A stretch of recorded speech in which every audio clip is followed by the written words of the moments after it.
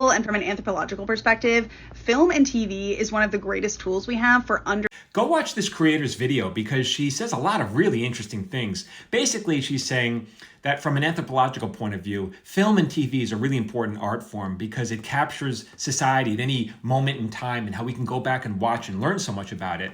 And yeah, it's always been the case.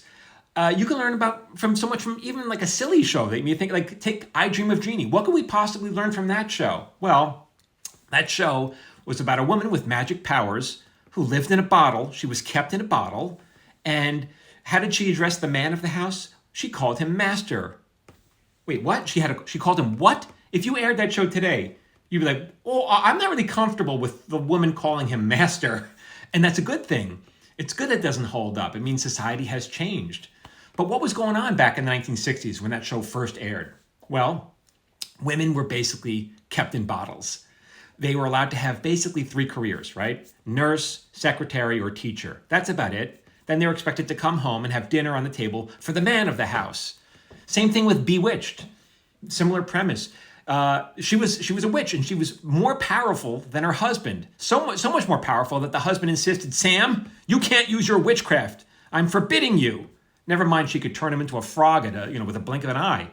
But air that now as an original show, people are like, I don't know. I don't think I'm comfortable with the man ordering the witch around.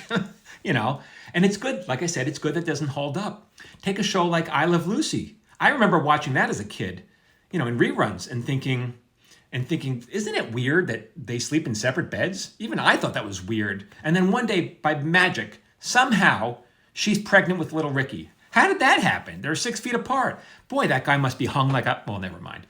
But apparently the networks thought it would blow people's minds if people knew that a married couple was having sex. We can't imply that. And that says so much about society back then. Fast forward to the 1980s. There was a hit show on called Who's the Boss? And the premise of that one will blow your mind. It's almost implied. It blow your mind. It was about a man. In this case, the man stayed home and the woman had a job where she made a lot of money. Wait, what? And other characters would come in, and that was part of the fun. Hold on, wait. You mean you stay home and clean the toilets and she's an executive? Right? Air that now as an original show and people are like, I don't know. That doesn't really hold up anymore. Things change, and it's good that these shows seem dated. From a writing point of view, I'll tell you how it works from my point of view, okay? So when you're on a TV show, the first couple seasons, you're stealing ideas from your head, from your family life, and you're putting it into the work. But eventually, well, not eventually, pretty fast, you run out of ideas. And so then where do you find the ideas? You look out the window. What's going on out there in the real world? What can I steal from? You read a paper. What's going on in the paper? What's going on here? People don't read papers anymore. What's going on over here? They scroll. And so, okay, I just read a story about maybe a guy whose phone was hacked and his identity was stolen and the nightmare he had to go through. Oh, okay, maybe we can do a story where the main character's phone gets stolen.